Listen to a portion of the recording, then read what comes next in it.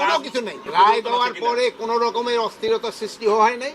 আপনারাও করবেন, আমরাও করব, সবাই করবে, দেশবাসী করবে। আজকে ছিল আমাদের 16ই ডিসেম্বরের প্রস্তুতিমূলক একটা সভা।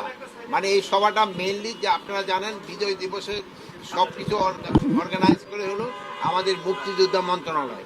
মুক্তিযোদ্ধা মন্ত্রণালয়ের এই সভাটা হয়ে গেছে।